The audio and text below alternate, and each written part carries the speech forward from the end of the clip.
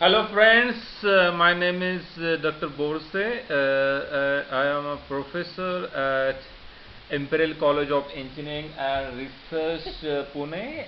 Today I will discuss the heat transfer and introduction. So let us see now heat transfer. So how we link heat and heat transfer, heat from the thermodynamics and heat transfer. So unit of a heat is joule and heat transfer unit is joule per second. We can also say the watt. As per thermodynamics, heat and work are energy in transit. It means that they appear only when it crosses the boundary of the system. In short, if the system and surroundings are in equilibrium, no work or heat can cross the system. So what is necessary for heat transfer to occur? There should be temperature difference between the system and surrounding for heat transfer to occur. Now see the direction of heat flow. Heat always moves from the higher temperature to the low temperature. Hot objects in the cooler room will be cooled to the room temperature. They will try to come to the equilibrium after a few seconds. Cold object in a warmer room will heat up to the room temperature. In short, by heat transfer, system and surrounding tends to reach to the equilibrium. So state of equilibrium is achieved by the heat transfer. Now let us see what are the applications of the heat transfer. First application is the heat exchanger, where the heat is transferred from one fluid to the another fluid. Second is the condenser. Third is the evaporator. Fourth one is gas turbine blade cooling. Then fifth one is engine cooling. Sixth one is cooking. Seventh one is electronic cooling. So these are the few applications of the heat transfer. Now let us see the modes of heat transfer. There are basically three modes of heat transfer. First one is conduction, second is convection, and third is the radiation. At any time, there may be more than one mode may be existing. One need to identify the major contributing mode and then do the calculation accordingly. Now we'll just summarize these three modes. If we see the conduction occurs in the solid, liquid and gas. What is the governing equation for conduction? For conduction, governing equation is the Fourier's law. Now move to the convection. It occurs in liquid and gas, that is in the fluid. Governing equation is Newton's law of cooling. Third mode, that is radiation. So it don't need the medium for transfer of the heat. The governing law is Stefan-Boltzmann law. Now let us see the governing law here. For conduction, heat transfer is proportional to the area A and temperature gradient dt by dx. So constant of proportionality comes K, and K is here property of material. Please understand and remember. In the conduction, K, that is thermal conductivity, is constant of proportionality. Now for convection, heat transfer is proportional to again area and temperature difference between the wall temperature and fluid temperature. Here constant of proportionality is H. H is a convective heat transfer coefficient, and it is a complicated function of geometry, flow and fluid property. Now move to the radiation. Radiation heat transfer is proportional again to the area and fourth power of absolute temperature. So here constant of proportionality is the sigma, and sigma is the absolute constant. Sigma is the absolute constant. Its value is given by 5.67 into 10 raised to minus 8 watt per meter square Kelvin raised to 4. So let us see now how what is the mechanism behind these different modes. In the conduction, basically conduction occurs because of shift of the free electron, migration of free electron, and second is because of lattice vibration. Convection is because of the fluid motion, and radiation is because of electromagnetic wave propagation. The radiation is because of propagation of electromagnetic wave. So the governing law for conduction is Fourier's law of heat conduction. Here heat conduction is proportional to the area and temperature gradient dt by dx. So constant of proportionality is K. So if you write down the equation, it becomes Q is equals to minus Ka dt by dx. So here negative sign indicates that the direction of heat transfer and temperature gradient are opposite. So let us see the different values of K for various material. For the diamond it is 2300 watt per meter Kelvin. For copper it is 385. For brass 110. Aluminum 202. Steel 43. And if you see compare the steel with the copper, so almost the copper is having very good thermal conductivity, almost 9 times the conductivity of the steel.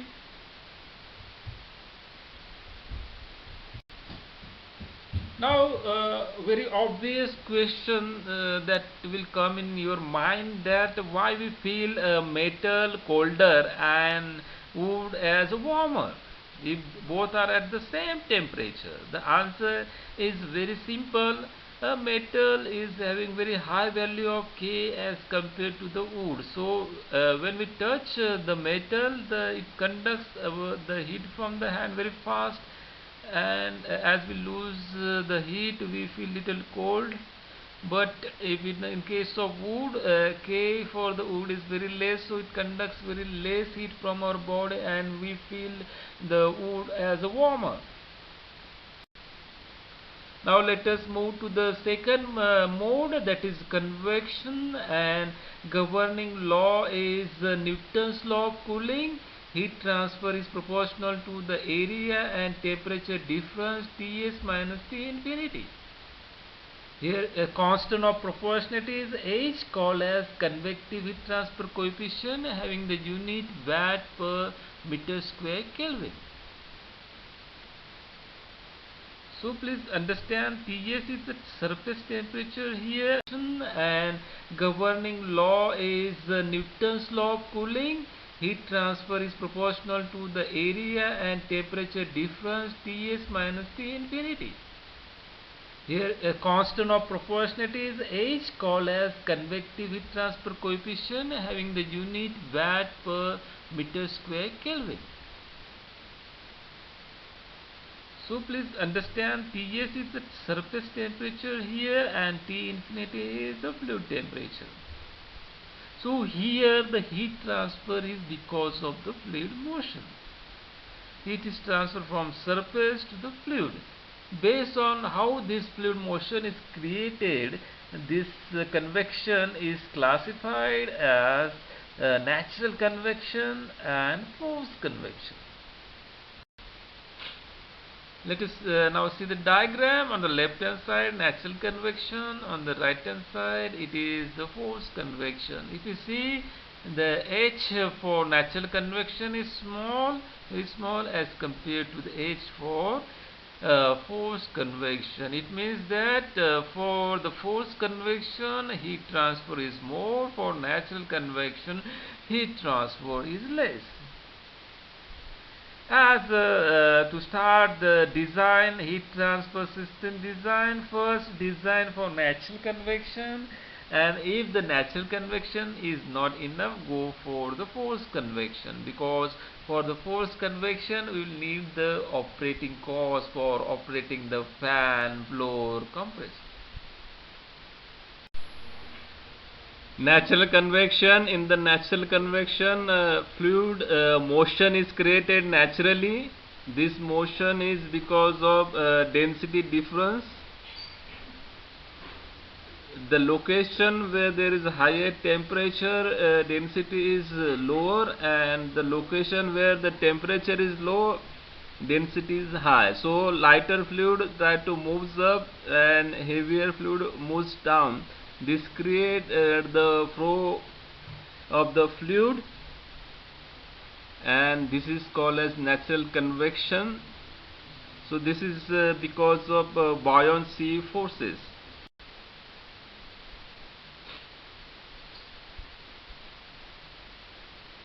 So if you see here, what causes the fluid motion, so we have to take the help of the Newton's second law. So Newton's second law tells that mass into acceleration in any I direction is the summation of forces in that I direction. So what are the forces in the here? So here contains pressure force, viscous force, and gravitational force. Now, how the forced convection differs from the natural convection? So, there is the appearance of the gravitational force in the momentum equation for the natural convection. So, how the gravitational force is given? It is given by minus mg. So, you can write m as the volume into density, and g is the acceleration due to gravity. So negative sign indicates that it is vertically downward.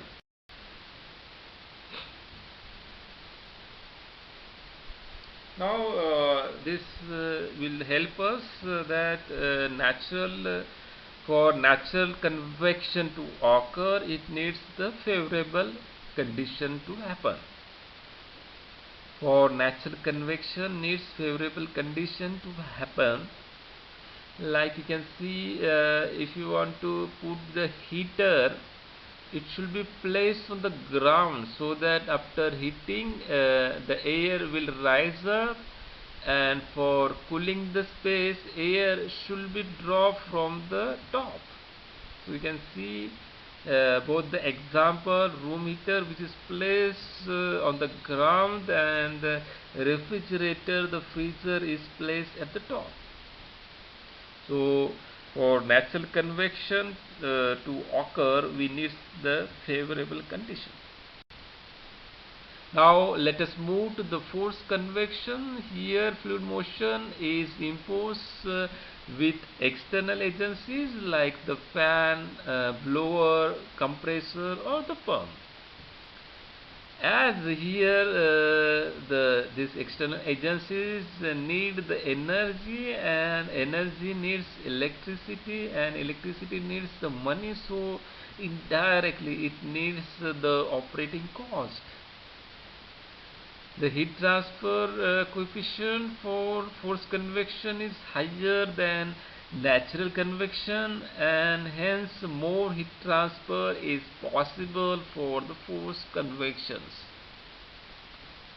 So as it needs external power to operate, hence hydraulic performance is also important here along with the thermal performance.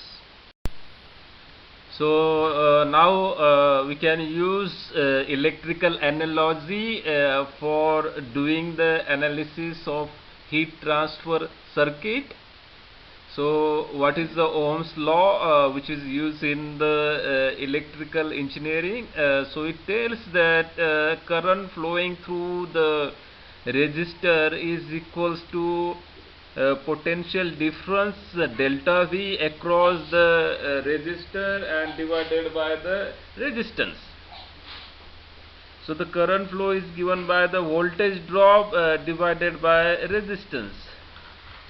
So we can find the current from potential difference delta V and the resistance. Similar to the flow of the current in the thermal circuit, the flow of the heat is equivalent to the flow of the current in the electric circuit, and the driving potential for the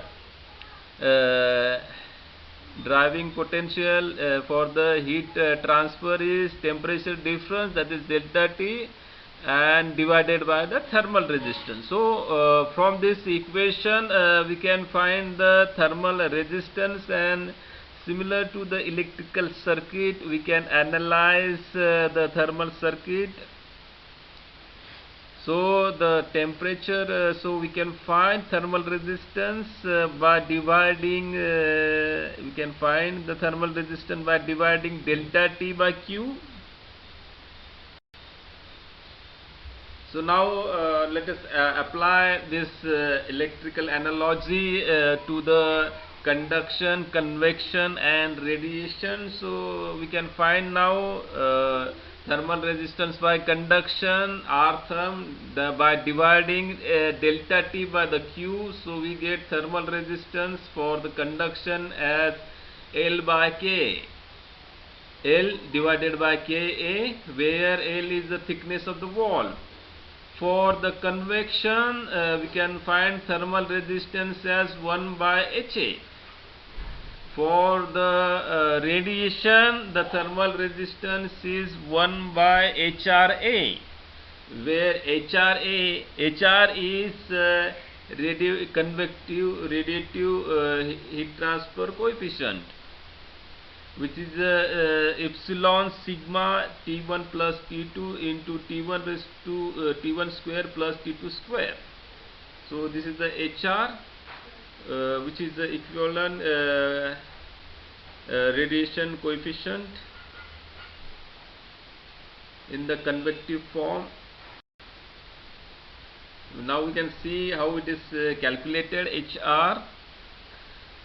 So thus thermal resistance for the radiation is 1 by HR into A.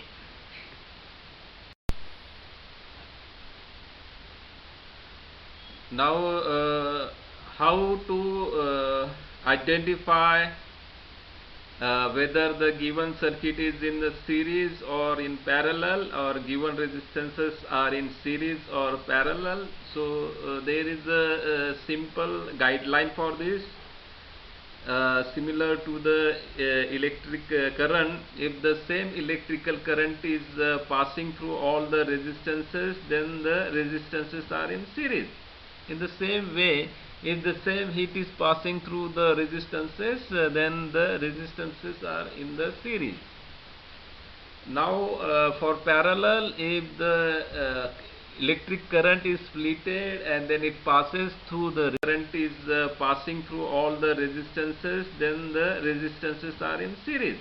In the same way, if the same heat is passing through the resistances, then the resistances are in the series. Now, for parallel, if the electric current is splitted and then it passes through the resistances, then resistances are in parallel. Similarly, if the heat is splitted in the components and then pass through the resistances, then resistances are in parallel.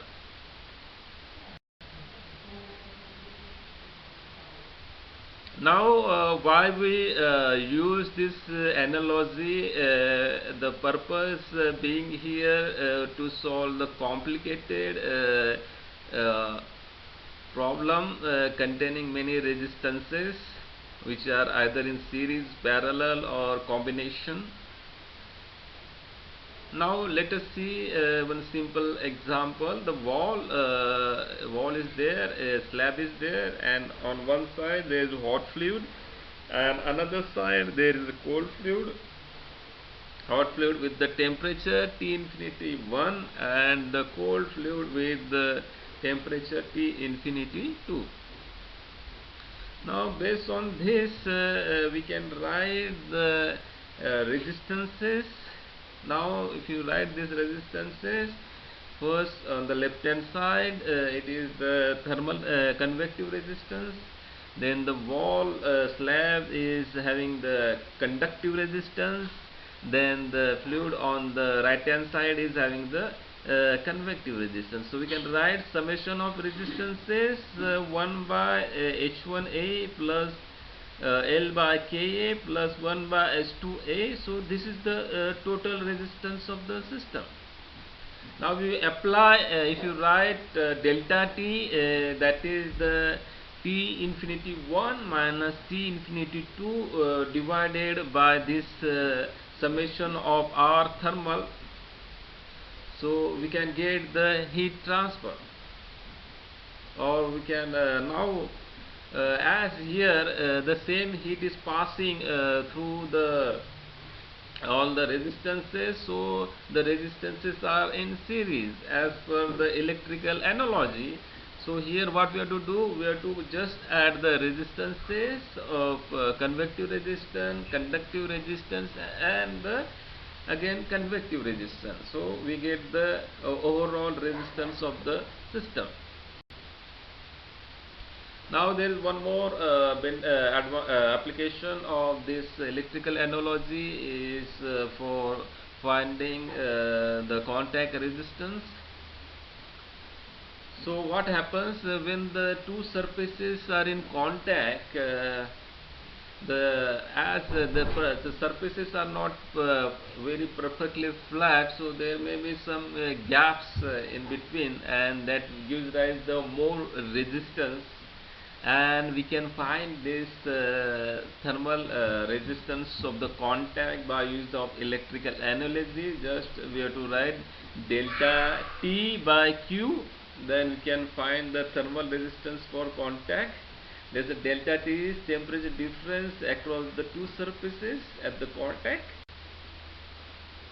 Now let us see what is the engineering problem. So in the heat transfer, engineer's task is to design and size the equipment.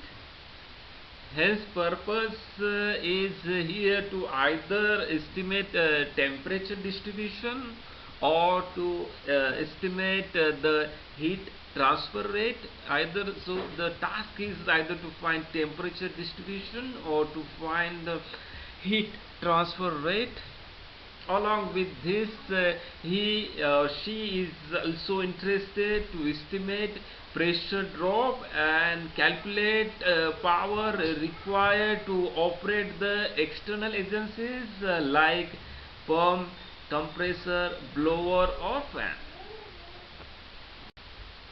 So thank you for watching this introductory lecture on heat transfer.